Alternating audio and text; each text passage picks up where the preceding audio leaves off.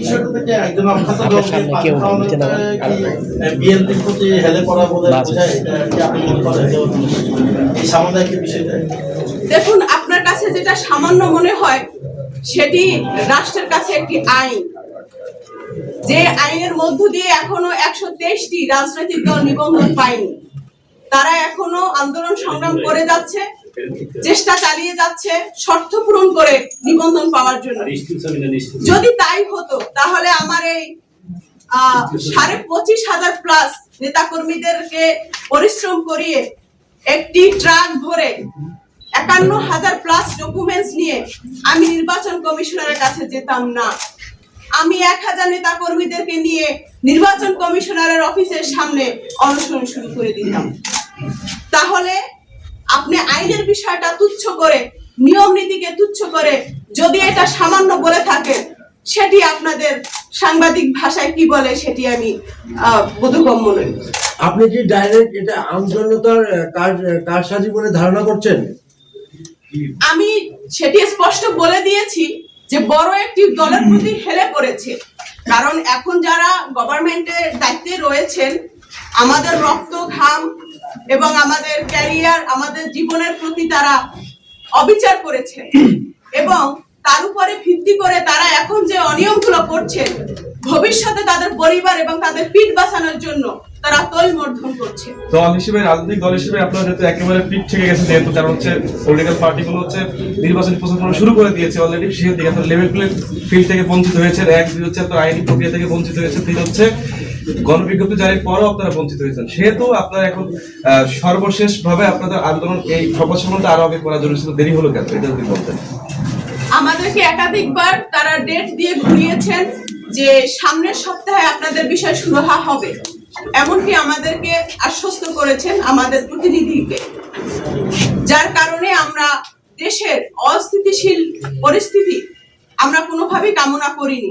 কোনো ধরনের উচ্ছৃঙ্খলতা, কোনো ধরনের বিশৃঙ্খলা, জনগণকে কষ্ট দেয়া, এই ধরনের কার্যক্রম থেকে নিজেদেরকে সংযত রেখেছিলাম।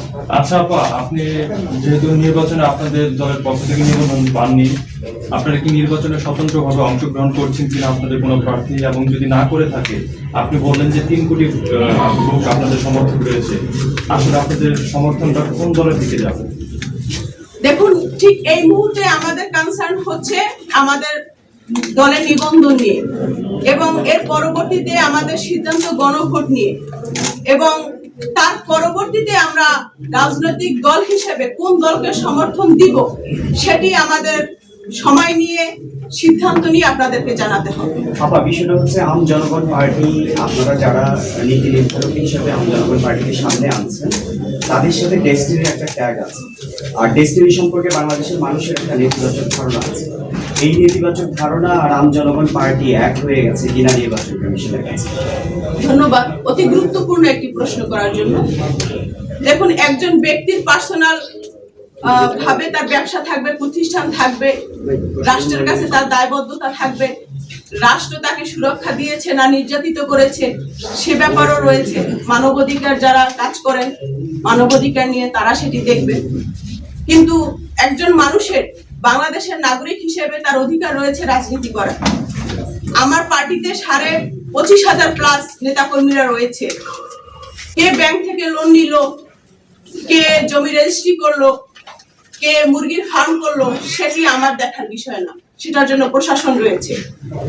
আমার সাথে রাজনৈতিক দলের সাথে অংশগ্রহণ করার পর রাজনৈতিক কোনো অফেন্স করেছি কিনা, রাজনৈতিক ভাবে কোনো দলকে হেয় প্রতিপন্ন করে কটূক্তি করেছি কিনা, রাষ্ট্রীয় ভাবে কোনো ক্ষতিকর সিদ্ধান্ত নিয়েছি কিনা, সেটির দায় আমার রয়েছে। কারো ব্যক্তিগত দায় বাংলাদেশ আম জনগণ পার্টি নিয়ে। বলছিলেন যে অভ্যুত্থানের সময় রক্ত দিলেন, আপনারা কিন্তু একটি গোষ্ঠী রক্ত চুষে খাচ্ছে, সেই গোষ্ঠীটা আসলে কারা, কাদের প্রতি?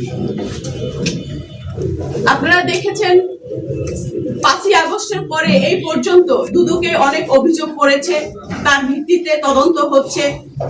এই যে উপদেষ্টারা যারা এখন লাল গালিচায় হেঁটে বেড়াচ্ছেন, আমাদের অর্জিত রক্ত ঘামের বিনিময়ে এই সরকার, এই দেশ আমরা উপহার দিয়েছি, বিনিময়ে আমরা আবার সেই ফ্যাসিস্ট সরকারের মতোই বঞ্চনার শিকার হয়েছি। এখন যারা সচিবালয়ে নীতির বাণিজ্য করেছেন, নীতিহীনতা বাণিজ্য করেছেন এবং নিজেদের আখের গুছিয়েছেন, তাদের কি আমি বলেছি। এখন দুদক যতক্ষণ না পর্যন্ত প্রতিবেদন দাখিল করবে ততক্ষণ পর্যন্ত তো আমি এই তদন্তে বাধাগ্রস্ত করার মতো কোনো মন্তব্য করতে পারছি না। আপনারা ডিটেকটিভ জার্নালিস্ট যারা আছেন, আপনারা খোঁজ খবর নেন, সোশ্যাল মিডিয়ায় আছেন, বিভিন্ন নিউজ হয়েছে, সেখান থেকে কালেকশন করে দেখেন কে বা কারা সচিবালয়ে বসে বসে নিজের বিবেক বিক্রি করেছেন। আপনার ডেডিকেশন নিয়ে বাংলাদেশের মানুষের প্রশ্ন নাই। বিষয়টা হচ্ছে আপনি গত সবসময় রাজনীতিতে ছিলেন, কিন্তু বিষয়টা হচ্ছে প্রশ্ন উঠছে যে ডেস্টিনিকে রক্ষা করার জন্য হাতিয়ার হিসাবে আম জনগণ পার্টিকে দাঁড় করানো হচ্ছে। এই বক্তব্যে আপনি একমত কিনা বা এটা নিয়ে কি মন্তব্য করবেন? দেখুন, আমি ডেস্টিনি নীতি নির্ধারণী ফোরামে নেই, অতএব এই বিষয়ে আমার কোনো মন্তব্য নেই। এটা রাষ্ট্রীয় বিষয়, কারণ রাষ্ট্র যেহেতু আপনাদের নিবন্ধন দিছে, সেহেতু হচ্ছে আপনারা রাষ্ট্রের উপর চাপটা দিচ্ছেন না। কেন রাষ্ট্র ভুল করতে পারে, আপনি তো ভুল করতে পারেন না। রাষ্ট্র আপনাকে অধিকার দিয়েছে, গণবিজ্ঞপ্তি জারি করছে, সেহেতু হচ্ছে আপনারা দেরি করতেছেন, হচ্ছে শক্ত করে কি ব্যবস্থা নিচ্ছেন সেটা বলছেন না। আমাদের এখন গণবিজ্ঞপ্তি জারি করার পরও স্বাধীনতার 50 বছরে কোথাও কোনো নজির নেই যে সেই দলকে নির্বাচনে অংশগ্রহণ করতে দেয়নি। এখন পর্যন্ত যেহেতু তারা গেজেট প্রকাশ করেনি, সার্টিফিকেট আমাদের কাছে হ্যান্ডওভার করেনি, যার কারণে আমরা এই আসন্ন নির্বাচনে অংশগ্রহণ করতে পারিনি এবং আমার নেতাকর্মীরা স্বতন্ত্র নির্বাচন করবে না বলে তারা আমাদেরকে অবগত করেছেন এবং তাদের সেলফ রেসপেক্টে লেগেছেন, তাদের আত্মমর্যাদায় লেগেছেন। কারণ অলরেডি আমার পার্টির প্রতীক বরাদ্দ হয়েছে আমার গণবিজ্ঞপ্তির কাগজটা দিয়ে।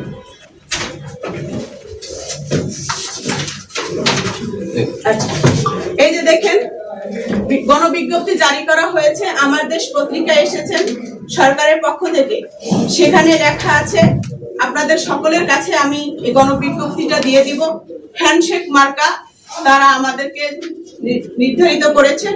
কিন্তু দুঃখের বিষয়, এই বিষয়টা সুরাহা না হওয়া আগেই তারা এই যে ব্যালট বাক্সে তারা হ্যান্ডশেক মার্কা দিয়ে দিয়েছেন। তাদের যে ব্যালট পেপার রয়েছে সেই ব্যালট পেপারে এই হ্যান্ডশেক মার্কা দিয়েছে।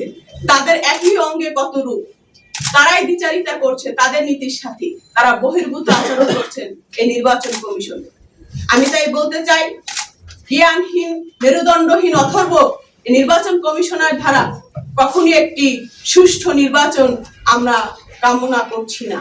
এবং আমি শঙ্কিত হচ্ছি, বাংলাদেশের মানুষের কষ্টে অর্জিত অর্থকে তারা উল্লাসিতভাবে খরচ করে একটি দলকে তারা দায়িত্ব হস্তান্তর করবে বলে আশঙ্কা করছে।